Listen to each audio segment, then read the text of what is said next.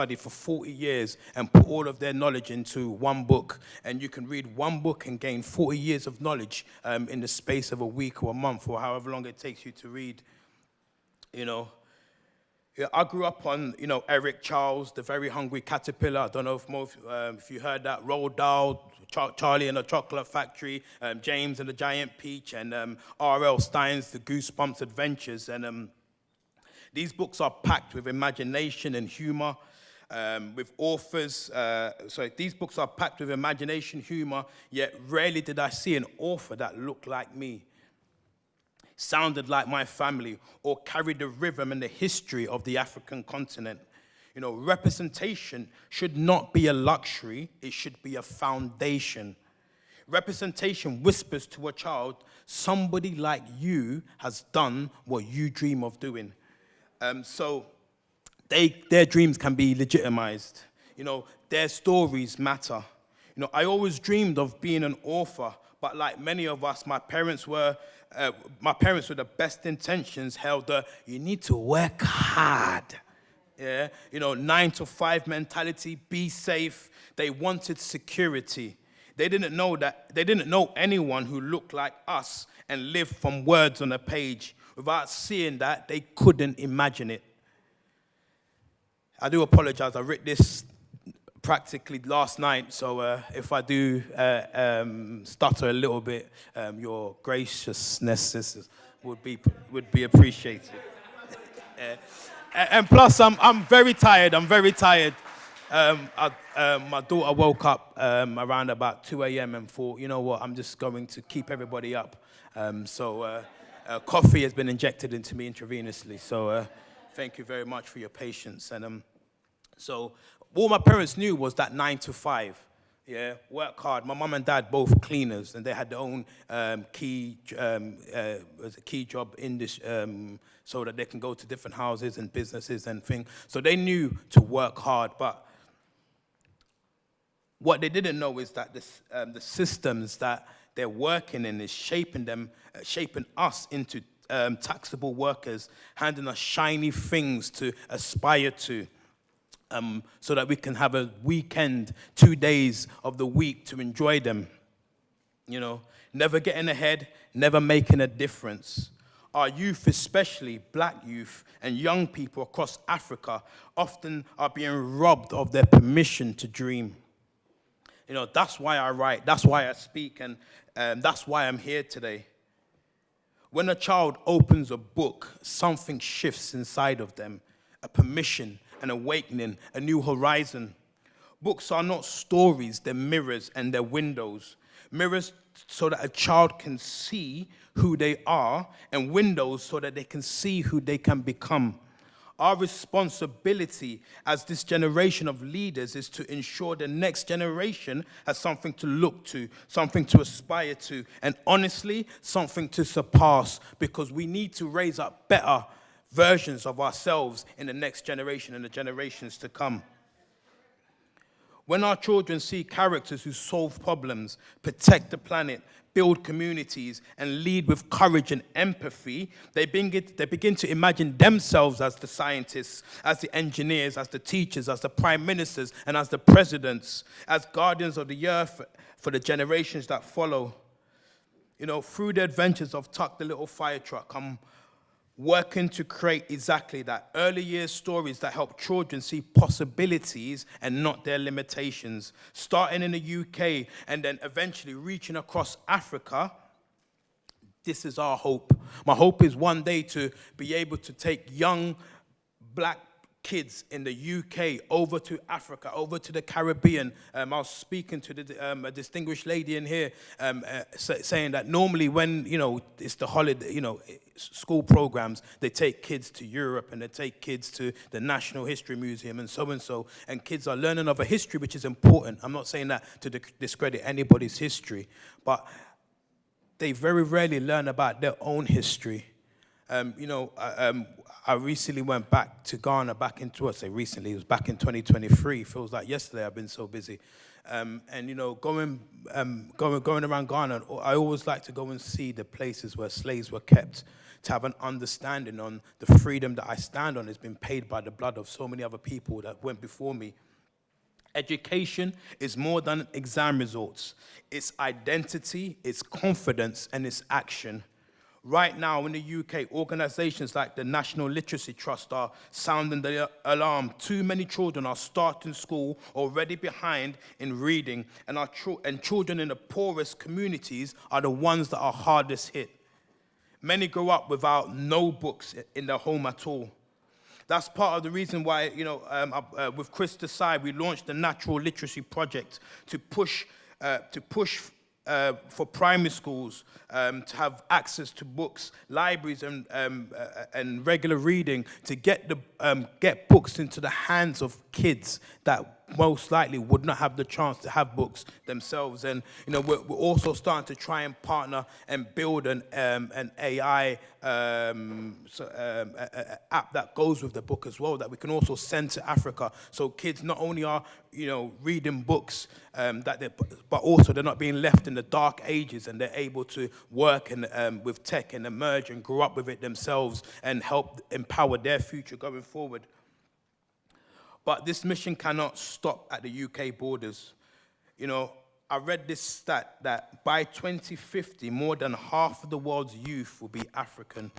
That's not just a statistic, that's a superpower waiting to be recognized and nurtured.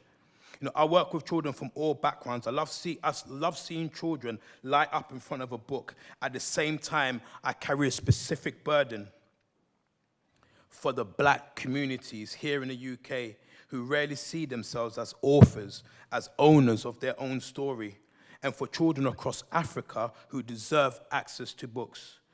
This is not about choosing African children instead of others. It's about making sure African children and black children globally are no longer the last to be thought of when it comes to designing education, sustainability, and opportunities.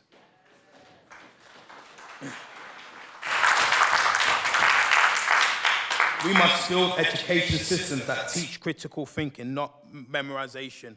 Celebrate curiosity instead of punishing mistakes. Link learning to real-world challenges and opportunities. Root children in history, culture, with a moral compass.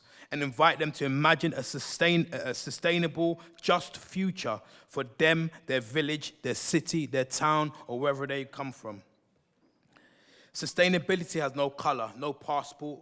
Climate issue doesn't come around knocking around and checking what ethnicity you are.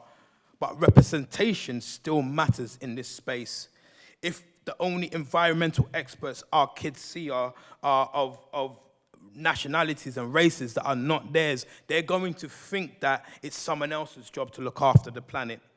Africa is rich not just in resources, but in people, in biodiversity, in traditional knowledge about living in a balance with nature. But sadly, deforestation, pollution, climate vulnerabilities, wildlife losses, and unsustainable development. If we do not educate the youth here and across Africa, they'll be destined to repeat the same mistakes until there's almost nothing left for them to protect. I've got very little time left, so I'm just going to skip to the end here. I feel like I'm preaching a sermon. And I won't bore you guys much longer. I've just lost my place, and here we go. So my hope is for some young black boy or black girl to look and see an author that of their similar color and be like, it's possible for me to do that. But my bigger dream is that I want to help plant foundations that pave the way for a better, brighter, sustainable future. Getting books into the hands of children across the UK, and then driving those same stories and new ones into classrooms, libraries, homes all across Africa and the Caribbean, starting with the communities that raised us, and then the ones we often forget.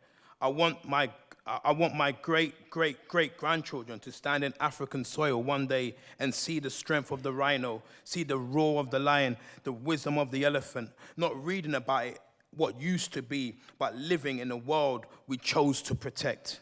if we want to be a part of what we're building through literacy, through sponsorship, through partnership, come and talk to, if you want to be part of that, come and talk to me afterwards. But I'll close with this. I want to leave you with this question. What will you help shape for the next generation? What mirror will you create? What window will you open? Because every time we invest in our youth, every time we offer representation instead of erasure, every time we put a book in the hand of a child, every time we give them values and vision, every time we empower their curiosity, we are not just educating a child, we are shaping Africa, we are shaping the world, and we are creating a better future. Thank you very much.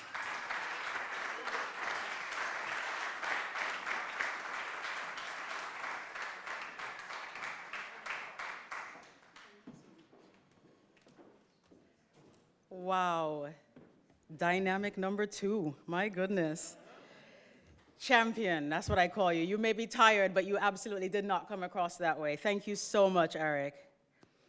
We're going to now move on to Rushab Shab, who is the CEO and founder of OneHive, an AI-powered education and development platform that supports 25,000 end beneficiaries unlock their potential in emerging industries. With his experience leading international programs, such as a £34 million zero-emission trucking program across Europe, he found that solutions must be localized to solve the true challenges faced across the globe. With family roots in Kenya, he launched OneHive Africa to localize the system to serve one of the most dynamic markets in Africa.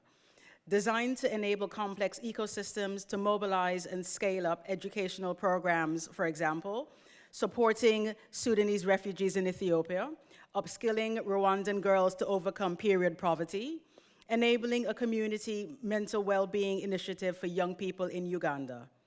Rushab's firm belief that tech for good is the enabler to driving lasting change by bridging UK innovation with African market opportunities for scalable, sustainable impact. Please join me in welcoming Rushab to the stage.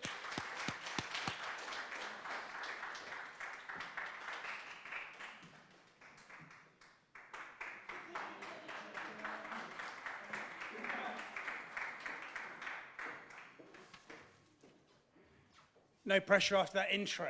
Wow.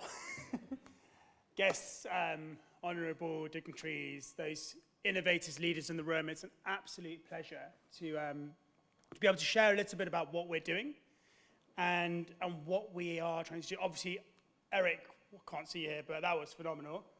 And it's great because we're carrying on the theme of education, which I believe is fundamental. But let's start with a bit of who am I? So it's a loaded question, right? So who are you? Where are you from? All that stuff. So I'll start with my background. I'm a mechanical engineer, curious innovator, Formula One background, but I'm quite fortunate and I've got a few links here. So I'm the first generation born in the UK, from my parents who were born in Kenya, and my grandparents were born in India.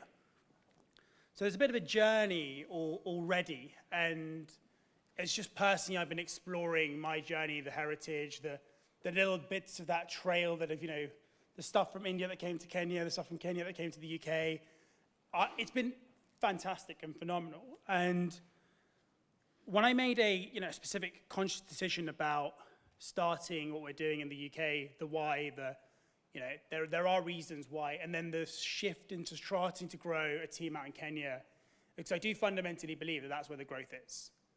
I think one term that we're seeing struggles in the West, and we talked about it earlier, don't look west, don't look east, look forward. And we have to look at what is coming up. So the flag on here is a Trini flag. So my fiance is from Trinidad. So all of a sudden, this is the conference to a T. David, you must be so happy to hear, right? African, Caribbean, in the UK, and yeah, so as a UK-born tech founder, and that's got roots and heritage and now links across the entire bit, I do feel like that is my role and why I'm really excited to share a little bit more. So yesterday was really interesting, and there's a lot in here around resilience, growth, core infrastructure, that bridge, be it through ships or digitally, and all the things that we need to do financially to allow things to connect. The clear thread is that collaborative nature. Through renewable energy, climate, agro-processing, finance, etc. That's where it needs to be. And everything down to the stuff that Darwin was talking about yesterday around port management, Matamp City, the innovations that are there, the exciting stuff that Lauren, Laven's insights about capacity building, blended finance. There is so much to be happy about and excited about, and I am excited.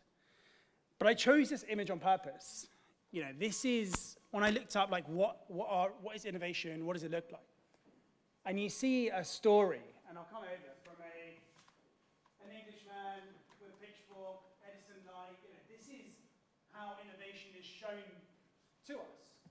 This is the narrative. But it's starting to change.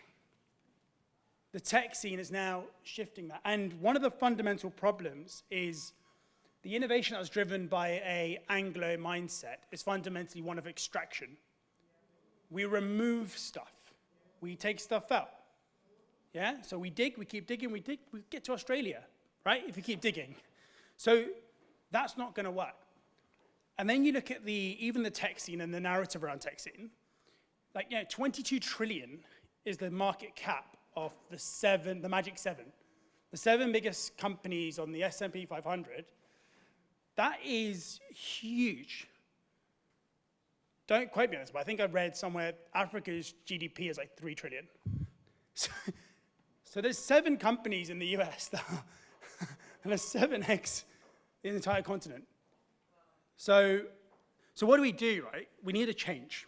And we need to re-own the narrative, and things will be better. So I've been given my 5 minutes, which is way unfair. So we'll go through this very quickly. On the left, you've got Maslow's hierarchy of needs. For those economists in the room, the fundamental piece is the problem. We don't have enough water, we don't have enough shelter, we don't have enough food, the air is struggling, etc. The flip side, a McKinsey report, is all about where are the growth sectors? E-commerce, AI software, cloud services, EVs, etc. There's a direct disconnect here between the practices and things we fundamentally need as humans to survive and where capital is looking to grow over the next 15 to 20 years. But if we think back to our heritage, we solved a lot of these problems. Our ancestors solved a lot of these problems. Circular economy wasn't a buzzword, it was a way of life. And I think this is where I want to talk about briefly around this narrative of tech for good. Technology is something that we should own. It's something that we can use and deploy to scale up educational initiatives like Eric was talking about, to bring Matamp City to life. And if we don't do that, we are going to struggle. And so if you think about growth, on this diagram here, that is not a straight line. If we think about how quickly things are innovating, if I invest today in Africa or the Caribbean, I'm not dealing with tech debt. I'm not dealing with old infrastructure, 3G towers. We're into 6G, 7G, right? We're not dealing with those things. The opportunity, think about opportunities Jamaica has right now, and the capital, the 150 million in that first fund that Karen were talking about yesterday, that can go into new infrastructure, not fixing old infrastructure. There is an opportunity to leapfrog, but the one bit we have to do is we have to underpin it with skills. Talent and skills is what's going to drive it. So the decisions that are made today by those in the room are those that are going to decide how the next 15, 20 years, in a new world order, which is changing, whether you like it or not, and all the stuff about trade tariffs, etc., the dollar isn't as strong as it was. The hold is not the same. You're seeing China claiming they're now a developed country. We're no longer BRICS, right?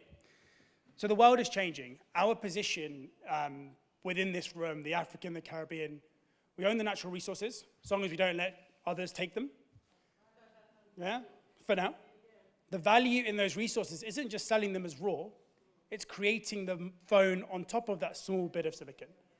It's building your own automotive sector, not just buying them in or bringing in old rickshaws from India, which is really funny. I was in Mombasa recently, and there's all these rickshaws. These are 2-stroke rickshaws. They are so polluting and bad for air quality. Why they're in Kenya, I've got no idea. Yet this is what we're doing to ourselves. We're harming ourselves with our own short-sightedness. So tech needs to be good. And so frameworks like looking at growth, looking at capacity building, and what we're doing at OneHive as a tech for good organization to power educational initiatives, it's all about streamlining delivery.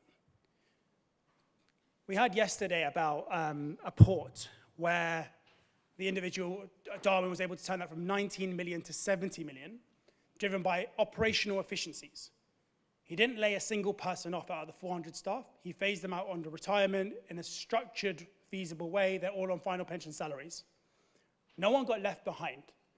But you have to think about processes and systems. Second to that is we've got to provide evidence to our financiers. It's all well and good the money being there, but unless you can give them more than an impact report after a year, you're going to struggle to evidence the impact you're driving. Capacity for building scale. It's all about this. It's all well and good having the capacity, but if you can't scale with it, it's useless. And then within that is longevity and resilience. Is what we're building going to last? Not for the next governmental cycle, not for the next regime, for the next 50, 100 years. But underpinned by all of that is complex data. That is the bottom of the iceberg and the real value. If we can own our data and we can understand it, we can use it to drive better decisions, then we've got a fighting chance. And I'll just end with a couple of examples. So some of the things we're working on from Child's Eye Foundation, which is a community-driven well-being approach in mental health for young people. We're not taking the Western therapists and applying that model there. We're empowering the community, the pastors, the grandmas, the mums, those leaders within that community to be the support infrastructure, but giving them the tools that they need. All the way through to Horizon Haven, which is a project with 400 South Sudanese refugees in Ethiopia, and the vision is to build a sustainable city from the ground up. ASAP is an interesting project around using monitoring and evaluation, big tech. But the really interesting one that brings this together is something we're doing with Auto Express. So we're at the High Commission of Jamaica with a JAMPRO conversation and a trade delegation, sometimes they do these things work. We connected with Niritech there. A week later, we've got an MVP of a bit of tech that we didn't have integrated into our system, so we can now go and serve a private equity-backed firm in Kenya called Auto Express, who are scaling from 700 to 1,500 employees over the next 2 years. Think about that, right?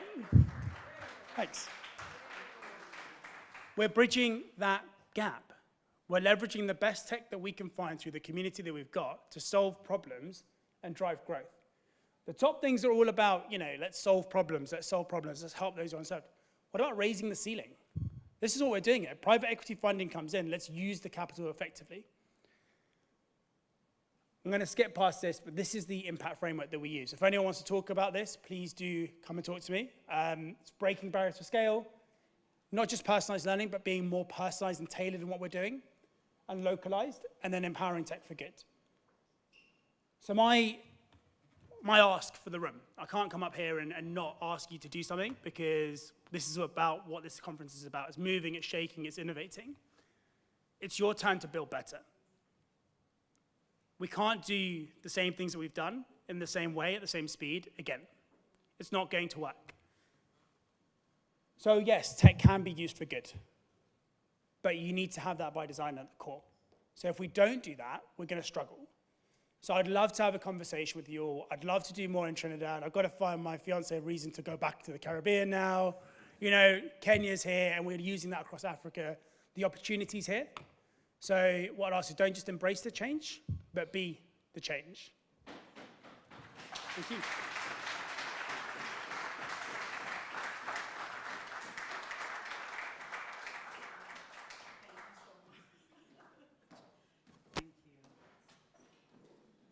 Wow, another dynamic speaker.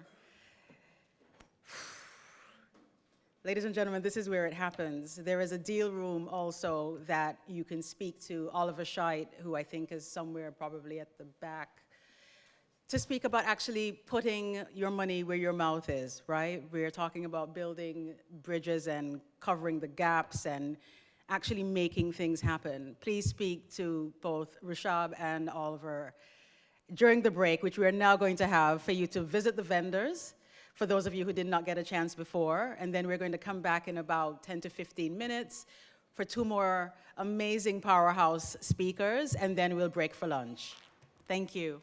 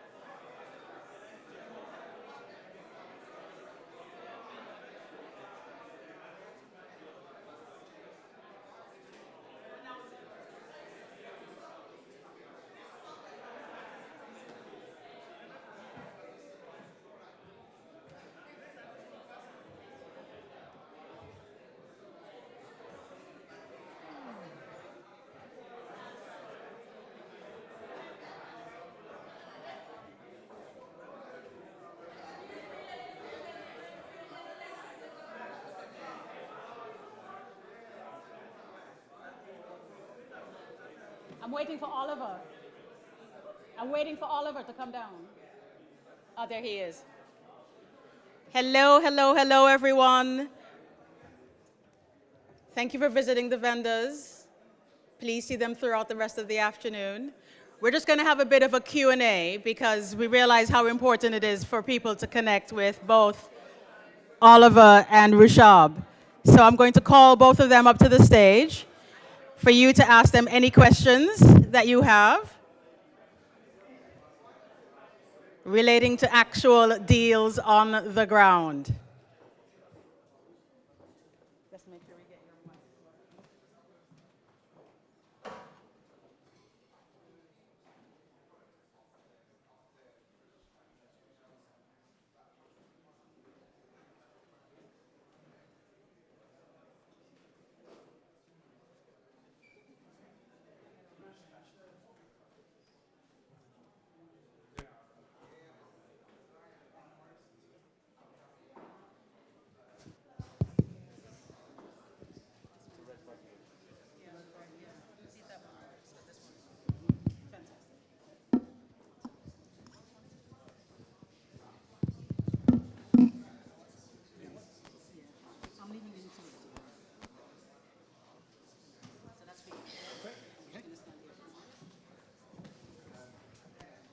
So ladies and gentlemen, does anybody have any questions for either of the gentlemen on the stage? Oliver on my right, my furthermost right, is actually facilitating the deal room where it's working, yeah, where actual deals are being made currently. So if you have the money and if you have the plan, please speak to Oliver. So they're ready to take any questions that you have.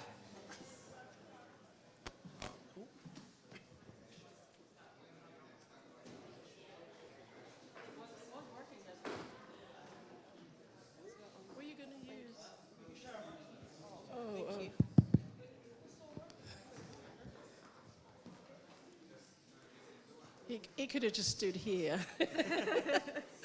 But of course, my question is to you. My name is Alima Tudimoni Kenny, and I am a woman and girls advocate, but I'm a big believer in local solutions to local problems, particularly, obviously, in West Africa.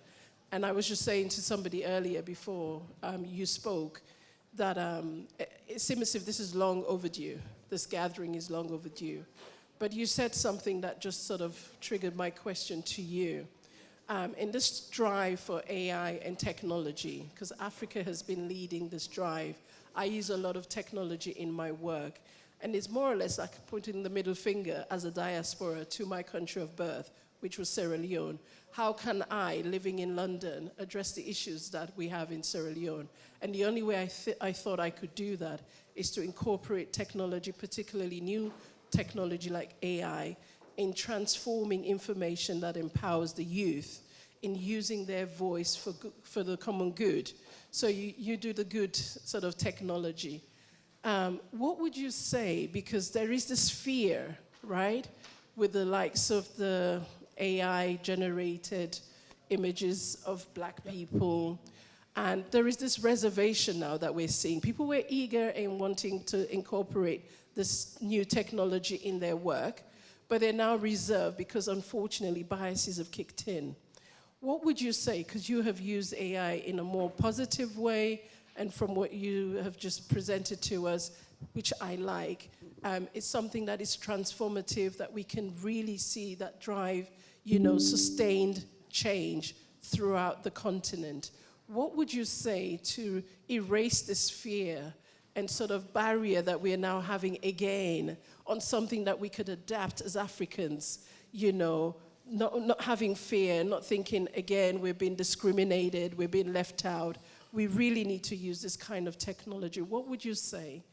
So the first bit is the baseline. So AI is trained on the internet data, information that's been contributed by society as a whole, but those who have access to the internet are predominantly in the global West, or the northern, the US, the Americans, Europeans. So that's where the data has come from.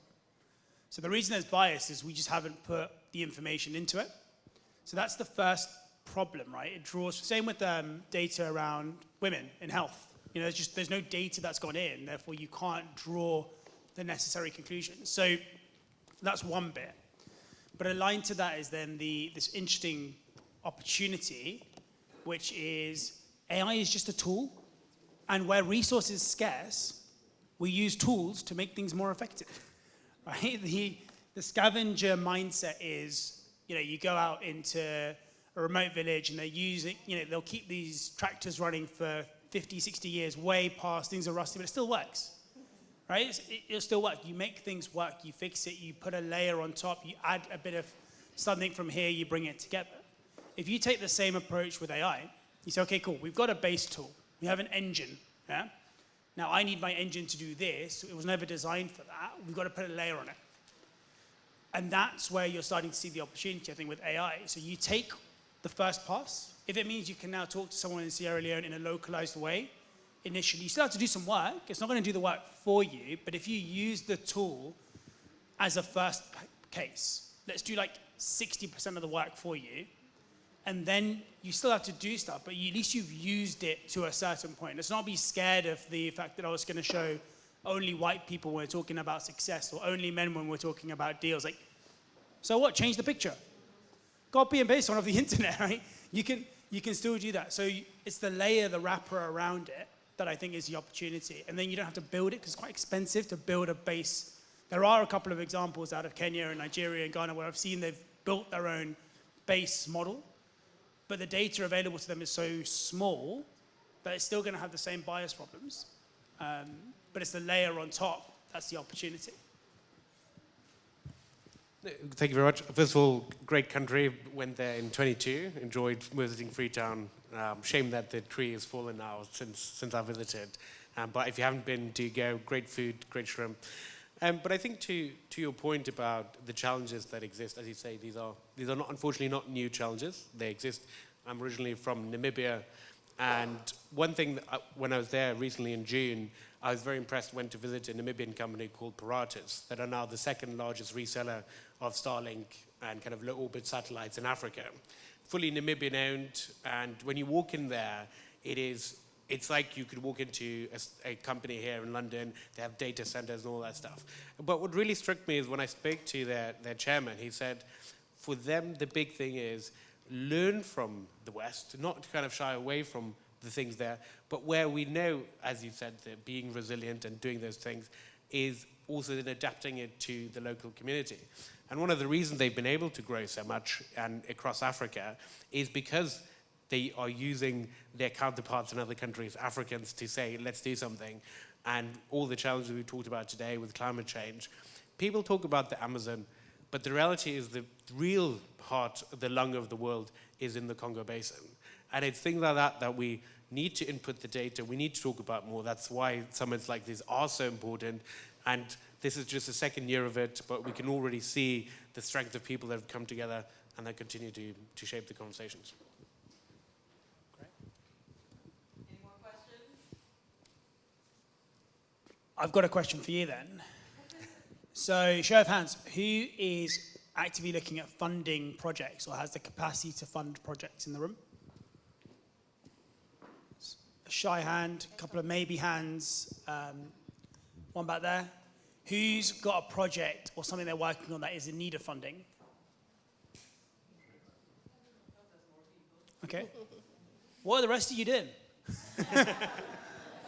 Bystanders. That's a genuine question, because we need more funders in the room, but we also need more projects, more opportunities, more things to be funded. It's a volume game, right? If we can have more ideas coming out of this room and saying, look, here is a thing, then this guy can go and get the money. Yeah. Good job, right? Yeah. No, for sure. And just to kind of pick up on that is, so the idea of the deal room, I only met David about 6 weeks ago, it's a new thing we're trying to do, but it's about starting that conversation of, let's start the conversation that this shouldn't just be yes, these talks are all lovely, and I'm sure you enjoyed the presentation, but also about having those conversations with the people in the room. Whilst they're already there, why not let's sit down, start the conversation. We can always pick it up again, but it means that we're proactive about actually looking for the people that are looking for finance, but also people who have finance to say, this is what I'm interested in. Because as Sydney was explaining earlier, some of the challenges are that people aren't accessing the finance, not because there isn't financing, but because they don't know how to apply for the right financing. Yeah, and I was just going to follow up with my question since nobody wants to ask. But you just touched on something that is very crucial in the work we do, social impacts. What I have discovered in the past just 2 years, there is a disconnect between investors or funders and the people that are doing or looking for funding. So I'm a believer of an approach called the customer discovery. You probably haven't heard of it. But it's looking at how we can pair the two partners, the person with the idea, or in my case, social impact, and an investor who's looking to invest. And we know there are incredible, ingenious ideas in Africa, and obviously we've now seen in the Caribbean. And so it's making sure we do what we call intentional approach, right? An investor, actually, if you do believe, because we talked about the imposter syndrome, but people don't realize what discrimination, colonization, and all these things have done to Black and ethnic minority folks, particularly those from Africa and the Caribbean. Even though we are so confident in what we're doing, there is almost like this sort of inherent approach to when we do business, oh, they're not going to believe me. They might ask me for my credit. They might think, who have I invested in, or what have I got saved, or what's my collateral, what capital do I bring to the market? So we are saying to investors, because we know there is the potential for growth and scaling up in these regions, and it's a huge market that could revolutionize and bring your money back tenfolds even, to say, go further, do that intentional approach. Of course they're not going to come because they probably haven't heard about you. We know there is a concerted effort.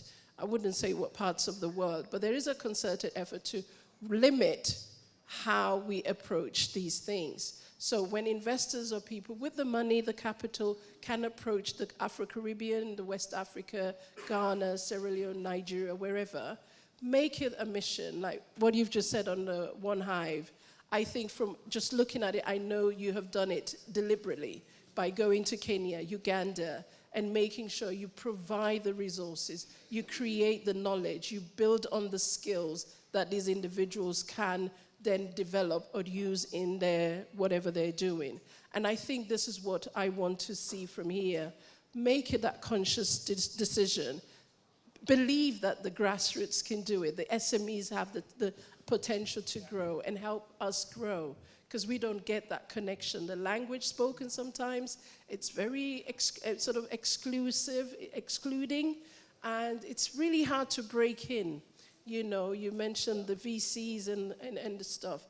It's very difficult. We need the language that we all can understand that can bring us all in, particularly women, right? And people with disabilities. Thank you. No, it's spot on. Just very quick comment. So we actually on Tuesday launch a non-profit arm of One Hive called One Hive at a Time.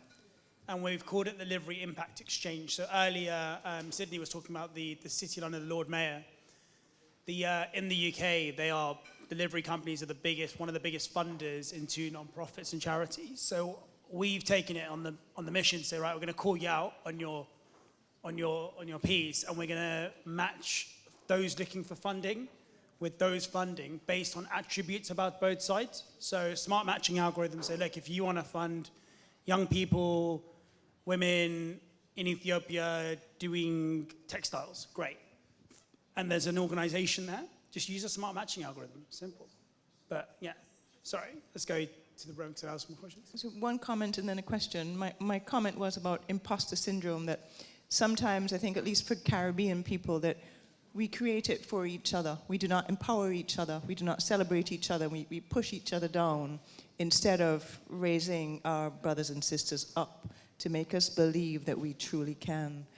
My question is, sometimes in terms of AI and digital transformation, we speak in vague terms, so we all know it's expensive and we're all afraid to ask. So what does it cost for a company like yours to come to a little tiny island and enjoy a festival and do a consultancy for a student population that is literally only 600 children and their teachers? What does it cost to assess our machines, assess our tech ability, and advise us on how we can properly develop and properly digitalize education so that we can move forward? If not, we're stuck in a rut like everybody else, but because our population is so small and we have access to funding, then surely this is not an insurmountable problem. So maybe we could chat about how much specifically, but the approach has to be consultative. You've got to go in and understand the problems first before you devise a solution. If you go in with a solution, then you're looking for problems that your solution fits. It's got to be the other way. So you say, right, what? Exactly that. And that doesn't need to cost a big four consultancy coming in with a 100K budget. It can be done in the tens, if not less. So quite frankly, it doesn't actually have to take a lot. And if that's an opportunity, then definitely there are phenomenal individuals who are doing this pro bono or would be happy to pull in or whatever. And I think there is goodwill in this space. And that whole be the change, the tech for good stuff, there are people in here that will come in at below your £1,000 a day rate for a consultant. Half of that's BS. Sorry, but you don't need it. But a good plan that's ground up, developed, co-designed with the right people. If you can get the people together, we'd love to come and help. Hi there.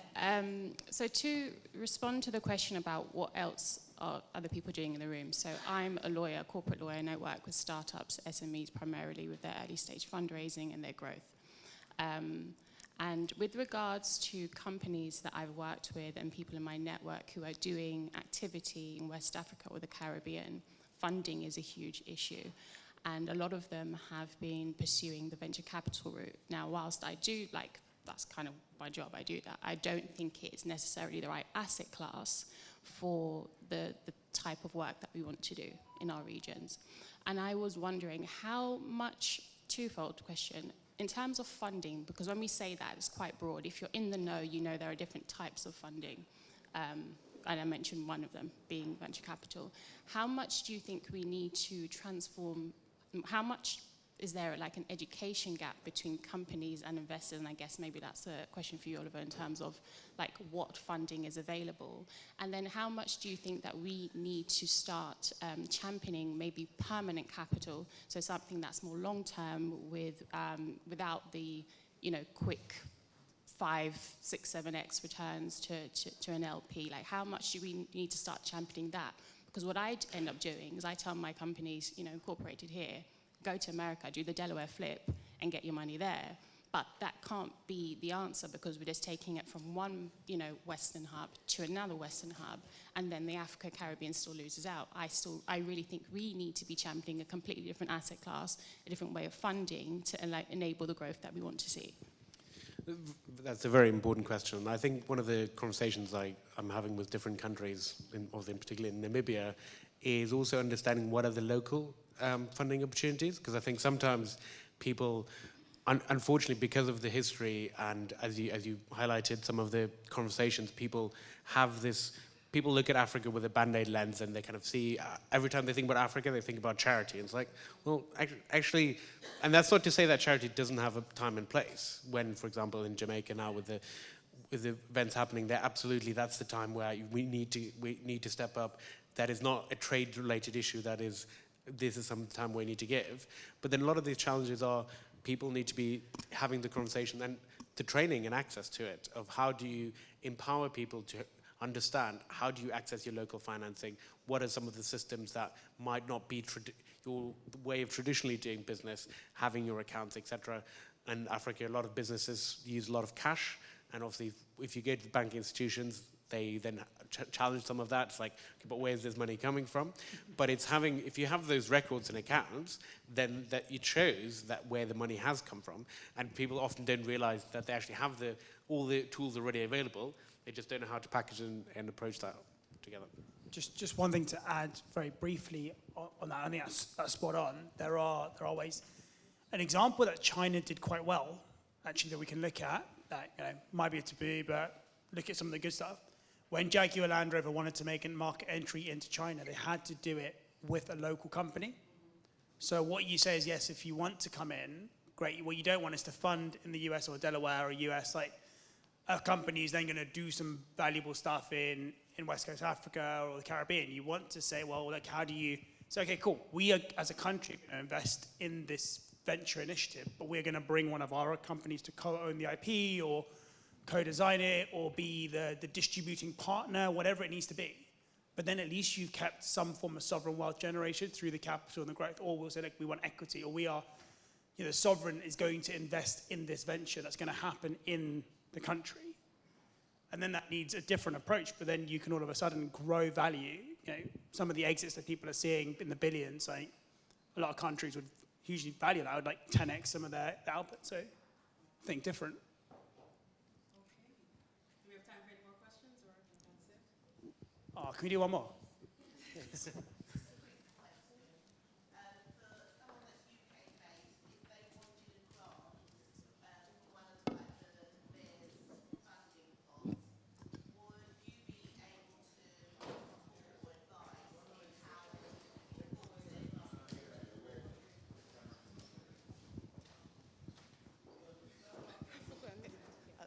Sorry.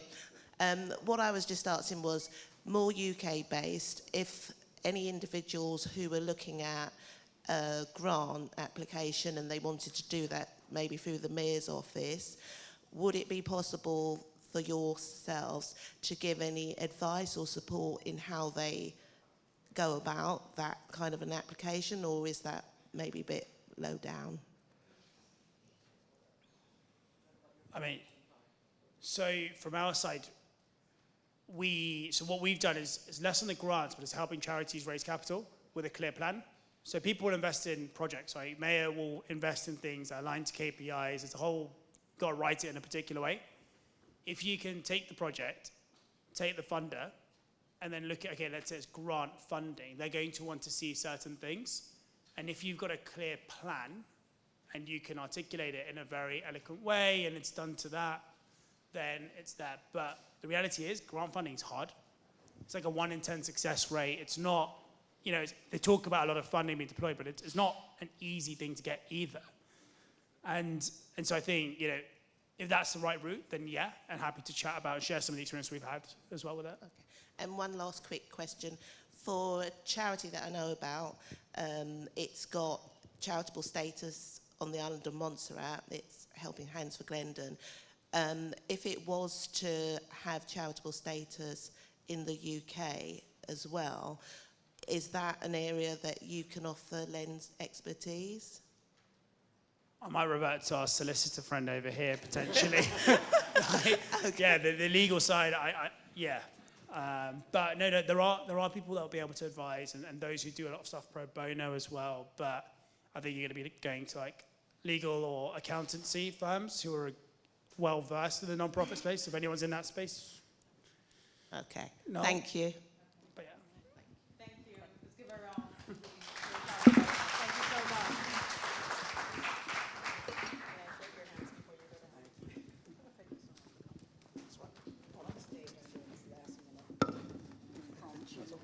Thank you so much.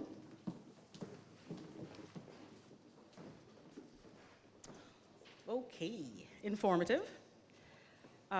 We are now going to move on to the last two powerhouse speakers to round out our morning theme of development and resilience. And I had the pleasure, absolute pleasure, of meeting our next speaker at the Windrush celebration held at the Prime Minister's residence this summer. And I immediately knew that I had to invite her to be a part of this fantastic gathering to impart her knowledge. Dr. Stacey Bryan is a consultant gynecologist and gynecology oncology surgeon at Imperial College NHS Trust.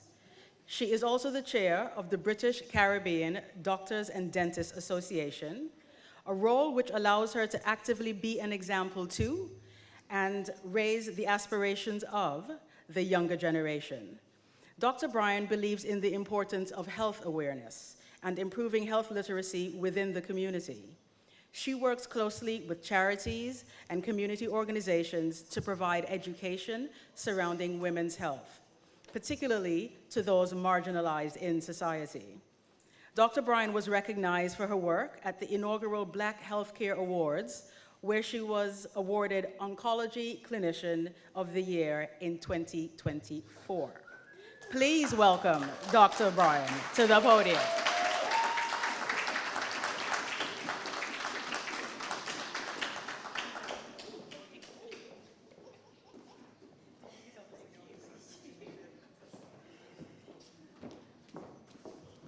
Thank you very much for that.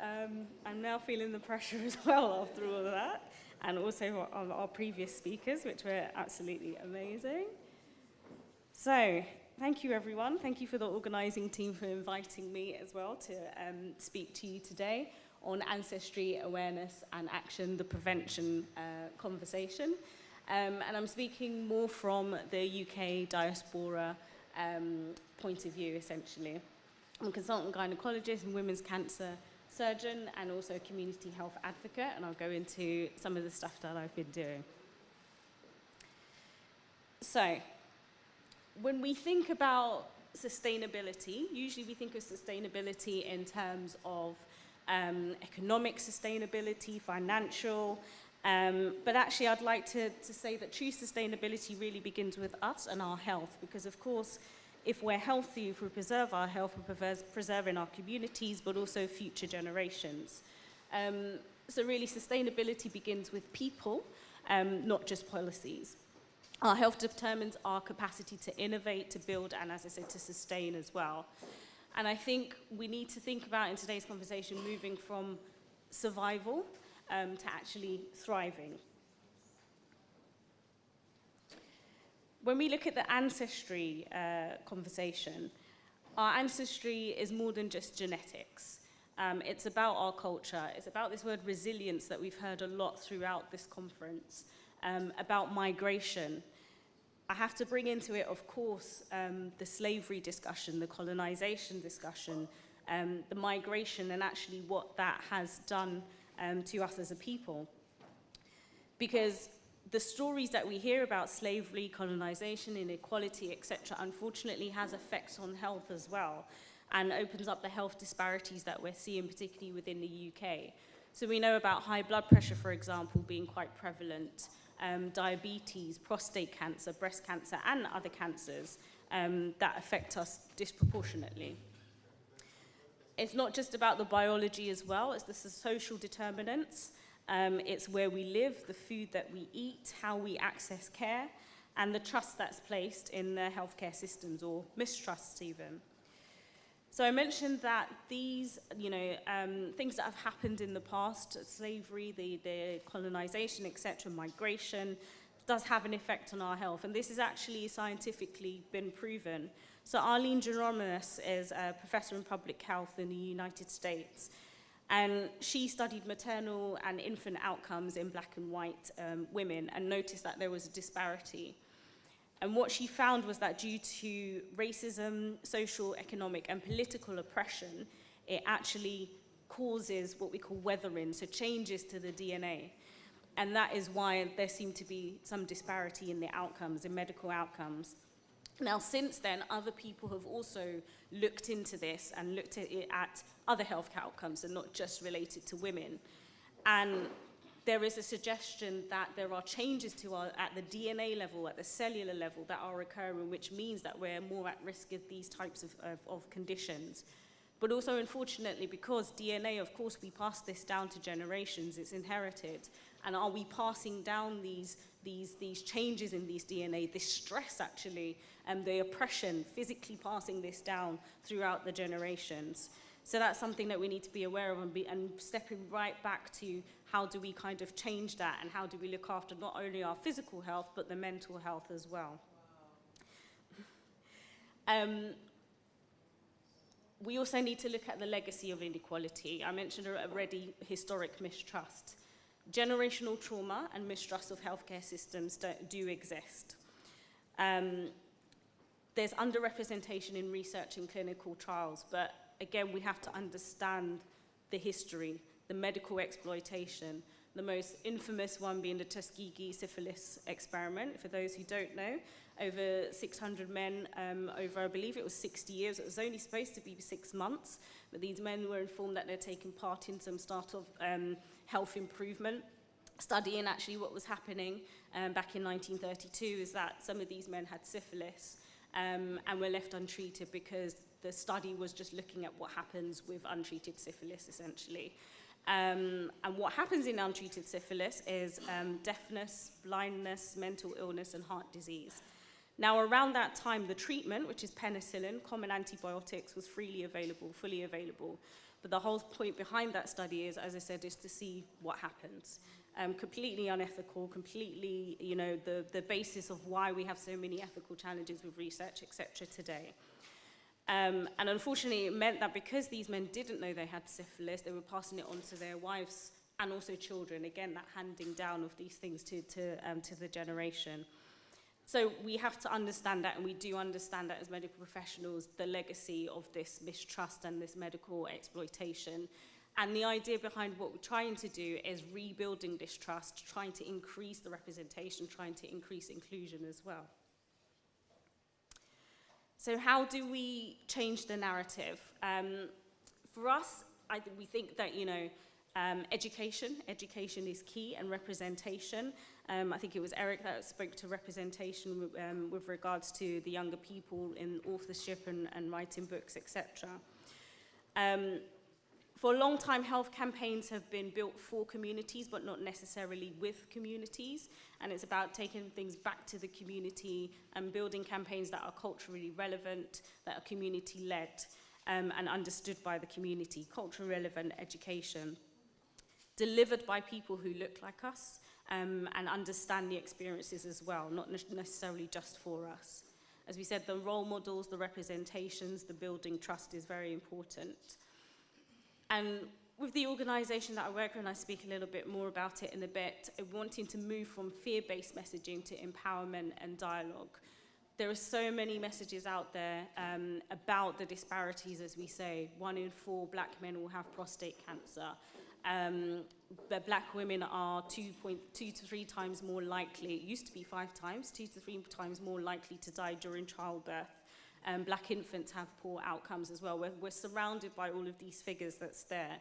And actually, what do we do with this now? We know this, what is it that we need to do, and how do we move on? How do we empower people and change the dialogue? So moving on to the BCDD, British Caribbean Doctors and Dentists Association, for which I am the current chair and a co-founder of. So essentially what we do, we're a group, as I say, diasporans within the UK. We have about 110 members of our organisation, of which Miss Samantha Trost is part of the audience as well. She's one of our members. And what we intend to do is go into schools, churches, communities, and educate our community about these health ailments, things that they can do to empower them. But also how to access healthcare as well, because we know that not everyone is accessing healthcare. Again, we speak about the historic mistrust. We notice real impact in the workshops that we do. People are quite more open because we've allowed a space for people to be open. They share certain stories, which then means that other people share their stories as well. It means that we can kind of give them the information as to where to go, what to present, where to present, who to tell about their symptoms, empowering them that, you know, if you're not listening to, unfortunately, this does happen as well, that black people are not listened to, knowing where to go and how to advocate for themselves, encouraging early presentation of symptoms and giving informed choices as well. I've added here as well the Black Health Legacy. So again, we need to encourage participation in research. The previous speaker spoke about data and not being represented in the data that's here, and really needing more representation with that. The Black Health Legacy are an organisation that have just launched their research study maybe about a month or so ago, and they're taking saliva samples and DNA samples from the black community, And their studies are looking mainly at sickle cell and diabetes. And is there a trend? What is it? Can we analyze from the data to potentially say that, okay, this is a genetic defect, this is missing. So actually, before the illness becomes, how can we target our diet, our lifestyle, etc.? How do we improve our awareness to know that, okay, this is going to affect us, let's just stave that off, let's prevent any illnesses or diseases from actually happening. So prevention as empowerment. Again, awareness is very important. It's about accessible healthcare and early engagement, as we say. Training clinicians in cultural competence too. Partnering, and again, we've had this, partnerships with governments, with NGOs, with other diaspora organizations as well. And investing in data, as I said, research and into our populations too. So health as a pillar of sustainable growth. Sustainable innovation must include health equity, as we say. So examples of innovation, when we look at in other, now we bring in the kind of Caribbean and African regions now. We know about people that are hard to reach, or as one of my colleagues has often say, hardly reached rather than hard to reach. But ways in which we can try and reach these communities, for example, mobile screening units. For example, I have a colleague who is a Nigerian colleague who's moved to the Bahamas now and has really set up prostate cancer screening, for example, and he's doing very well there. So move into these types of models where we can have, using the knowledge that we have from UK, US, and going into the continents and, having these sorts of things, such as screening units, to kind of help to increase people presenting earlier. The data sharing across the continents and cross-continental health research collaborations. I've just come back from an international cancer conference in Cape Town. Unfortunately, my counterparts in Jamaica were also present, doctors in Jamaica, who I've actually been to and visited earlier this year, and I'm going again next year. And we started talking about the disparities in cancer care. I'm a gynecologist in particular. We know that women's cancer, endometrial cancer, so womb cancer in particular, is diagnosed quite late, but more aggressive type of cancers as well. And just by having that conversation, we realized that they also see aggressive cancers. So what's happening in Africa and the Caribbean? Can it be translated to the diaspora? Let's share that data, because as we've already said, there's not much information here. We're not represented. So let's go to the places where we are represented to really look at the roots of what's going on. So really want to see encouraging data sharing across the continent and cross-continental health research collaborations. So my call to action to everyone really is basically we have to acknowledge our ancestry, we have to honour where we've come from, know about the health journeys, and to put a slight spin in terms of, not necessarily about, the slavery and the oppression, etc., to put another spin on it, we have been told, I suggest, that Hippocrates is the founder of modern medicine, but actually I argue that is Imhotep. That is Imhotep, who's from Egypt. He was actually the first physician known by name from Egypt, obviously the African continent. So reclaiming that history back as well and realizing that we were the first. Amplifying awareness, so sharing knowledge, challenging myths, normalizing preventative care, and that's what we as BCDD go out into communities and trying to kind of encourage and increase knowledge within our communities. Activating action, so building systems that last. So with that, invest in time, invest in talent and resources, that in initiatives that prioritize wellness and inclusion. As I said, myself having the links with the University of West Indies, but also we as an organisation were invited to the St. Lucian High Commission a couple of weeks ago to discuss how diasporans can help with a new medical centre that they're setting up. So those talks are ongoing at the moment. So our health is our first form of wealth, so that's why it's very important. Prevention strategies should be our inheritance to the next generation, not the struggle anymore, not we should be moving to thriving and prevention, and that's what we should be handing down to the next generation. Because our unity across the continents and across the communities is our most powerful tool for change. Thank you very much.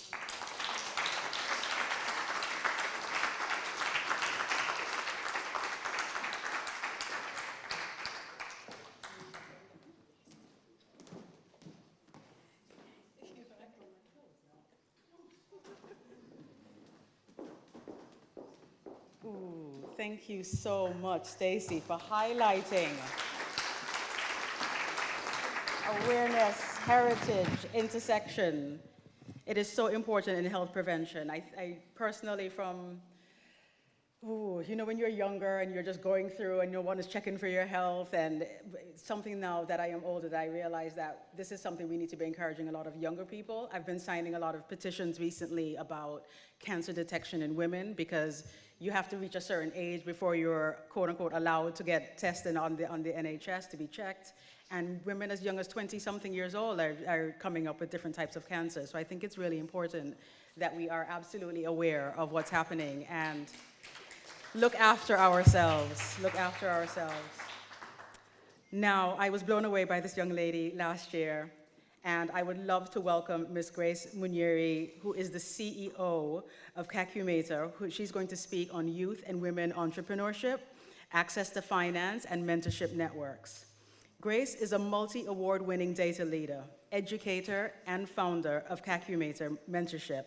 It is a purpose-driven organization empowering girls in underserved African communities through structured mentorship, academic support, and digital learning resources. Her program connects girls to inspiring role models, scholarship opportunities, and essential life skills that empower them to complete their education, prevent early marriage, and break cycles of poverty, and confidently pursue careers in STEM. This is true thought into action right here. Let's welcome Grace to the podium.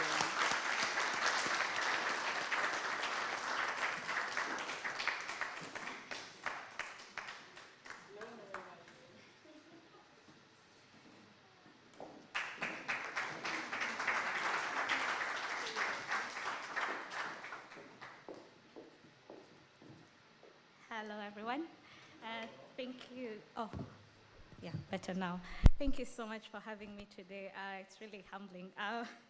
The thing is, anytime we talk about Cacumator mentorship, it's a humbling experience because it wasn't supposed to be an organization, really. It's because I grew up in a community where young girls were often married off at the age of 15, and I was one of them. So when I got the opportunity to get scholarships, then I started the mentorship program from that, and then it became an organization, which I'm so humbled to say that we have empowered more than 1,000 girls right now to access scholarships and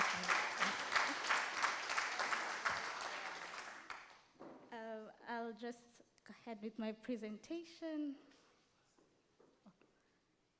I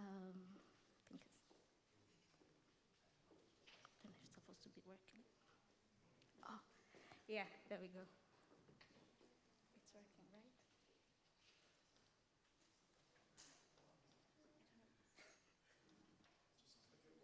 Oh, yeah, there we go. I think I'm playing with this thing at this point. Okay, great. This topic is really personal to me because I have seen women who did not get access to funding just because they were women. Like I remember there's a time one of my aunties wanted to start selling tomatoes in our local marketplace.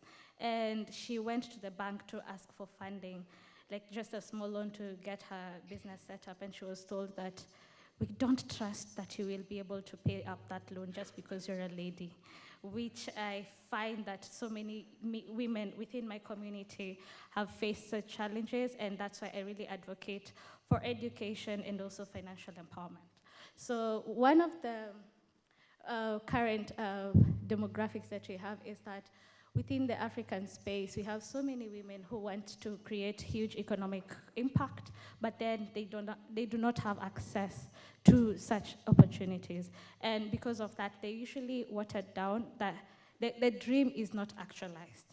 And at the end of the day, I've come to realize if a woman is not empowered, the community is not empowered, because so many people learn from their mothers. I have learned a lot from my mother, just from watching her cooking in the kitchen, just by watching her raise us up. So if women are empowered, then the entire community, and there will be super economic growth. And the African women lead over 50% of the businesses. When I saw these statistics, I realized that this, okay, maybe here in the UK we do not have the local marketplaces, but back in my home country, there are so many marketplaces, and 95% of them are led by women. And where are the women getting this funding? So I remember there's a case of one of our mentees, a young girl in school, who reached out to me and asked, Grace, how can I be supported in terms of my school? And because my mom doesn't have the finances to take me to school, how best can I go about that? And when I talked to the mother, I realized that the bank had actually told her that for you to get this 1,000 Kenya shillings or 2,000 Kenya shillings, for you to be given that, you need to come here with your husband or with a male figure so that it can be sure that you can pay that up.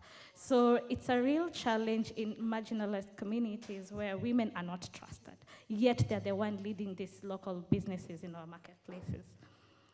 The reality is there's a very scarce opportunity for women to be mentored in terms of financial empowerment, and also just getting that mentor who will be able to guide them through their business.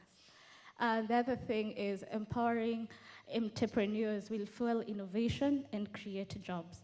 So I'll still go back. I was born and bred in Kenya. I always have my Kenyan wristband with me because I'm a very proud Kenyan. And in my community, like the place that I grew up in, one of the ladies, she was selling boiled beans and maize. And from there, she was able to hire more people within the same area just to be there from morning to evening to be able to make sure that the business is open at the right time, people are getting the right service. And it's just, she was just boiling the maize and beans using firewood. And she was able to hire more people and paying them on a day rate. So you can clearly see that that is a lady who was able to establish a small business and was able to hire many more people from that. I'm talking, these are all real stories. And I'm so grateful to have been brought up in Kenya because I know the situation on the ground.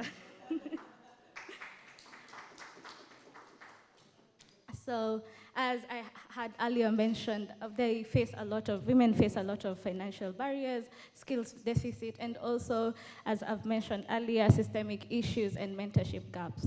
So currently in our program, as much as we're mentoring young girls to access education and scholarship opportunities, we saw it wise to also empower the mothers of the children who come to our mentorship program. So most recently, but this is a program we rolled it out in August when I visited Kenya, and I realized there's so many issues that the children are coming to me, these young people, they're coming to me telling me that, yes, I feel empowered, but when I go back home, my mom tells me that, why are you even pursuing your education? I mean, you can see that I am just I'm picking the tea in the farms. You don't even need to study that hard.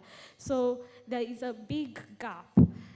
Girls are being mentored, but we also need women to be mentored. And when the first program I rolled out in August was I brought all the mothers of the young people that you're mentoring and had someone like a financial advisor to advise them and to guide them, and which was very transformative. So mentorship can be a very good catalyst for change. I am here today because of a mentor. In my entire community, to be honest, I never thought that I would ever be in such a space or even have pursued the kind of education I've pursued. And everyone who I ever met, like, I used to be very ambitious. So I used to say that one day I think I'll be a leader. And I mean, when I say that, people would say that, you shouldn't be too ambitious. That's disrespectful. You should learn how to cook more. You should learn how to wash the house more. You should learn how to do the dishes more, because there's no point for you to get an education. Being the bold person I am, I would say that, oh, well, that's your opinion. I will get my education. And I remember there's a time when I was 16, and there was a lot of community pressure telling my parents that I think it's about time this girl gets married off. And I was like, no, I'm not. And then of course, being like coming from such a community, you really need the resources and the scholarships for you to get an education, because the parents, of course, they're already overwhelmed. So I went to the local chief and they said that, you know what, I want to study. And the chief said that if it's okay, if you want to study, if you get a scholarship, you can easily go to school. And I am so blessed to have had very good mentors who believed in me. Like from primary school up to my master's level, I've always gotten scholarships, and it's because of a mentor. So every time I think about my life, I always say that I am who I am today because of the power and the support I got from my mentors who believed in me. The other thing is mentorship as well. It builds a lot of confidence and creates connections. It also develops competence and ensures sustainability. So in terms of creating confidence, with with the mothers that we're working with in Kenya, or the women we're working with in Kenya, the mothers of the children, what we've realized is with every program that we have, they get out of there feeling more confident that, yeah, I went to the bank and they told me this, but I think I'll give it another try. And even if they don't give me the funding that's required, you have now connected me with a financial advisor who can better help me on how I can manage my business, or even I can start up my business. So that is something that we have seen that it's working in terms of building the confidence, and in terms of ensuring sustainability. It's a ripple effect. When in the house, when the mother is empowered, when the mother has confidence that we are going to conquer this world, the children will follow suit. And it's very important for the women within our communities to be empowered.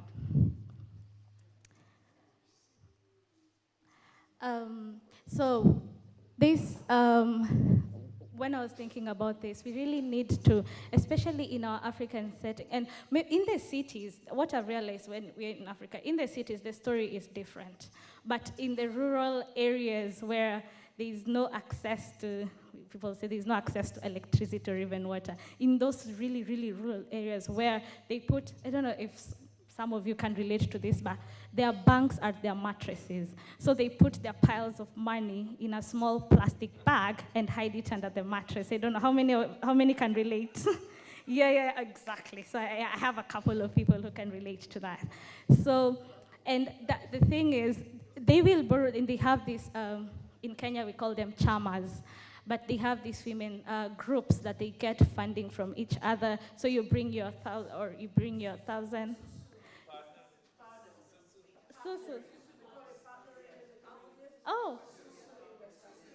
So Susu, we have partner. In Kenya, we have Chama. Any other one? So we go with Susu for now. So in this Susu, the women are able to empower each other by having confidence in the other person that they will be given this amount and they'll be able to bring it back into our pot, because it's a good business model and we believe in them. So that still needs to be accepted, and it needs to be rolled out in the bigger institutions within the local communities to trust these women that they should have confidence in them. They should have the support system they require for them to be able to sustain their businesses and also to mentor them, because funding is not it. You also need to have a good mentor who will be able to guide you through. As I'm wrapping up. So we need to, my call of action is, we all need to empower the futures together. And how we can do this is by investing in women. I have said it a couple of times in this talk, and I will still say it again. If we invest in women, we are building better communities, and we are also empowering our economies.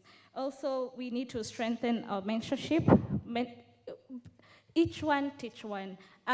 If you can, in your own small way, within the women that you're support groups that you have, or whatever groups that you have, if you can be able to mentor someone to get to where they think they want to get to, just giving them the confidence. Because I've always had some mentors who told me that I haven't gotten to where you want to get to, but we can clearly draft out a roadmap on how you can get there.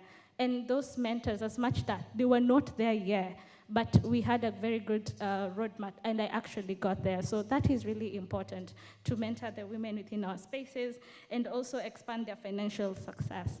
Thank you so much for having me today.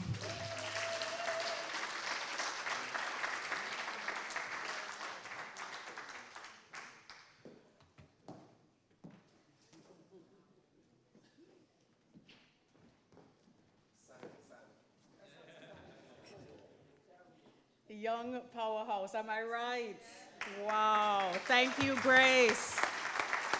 Thank you so very much. So I know that we're all hungry, because I am, and we're gonna go to lunch, but we just have a very special 2-minute presentation by our deputy chair. And then after that, we go for lunch for 1 hour. So just give him 2 minutes, please. Thank you so much.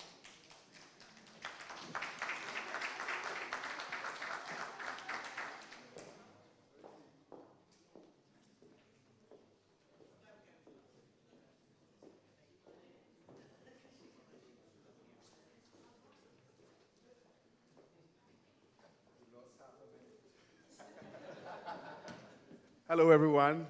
Before we go on lunch, we have one of our vendors, Tap Send. Are they here to give us a quick message? So, Prince, please.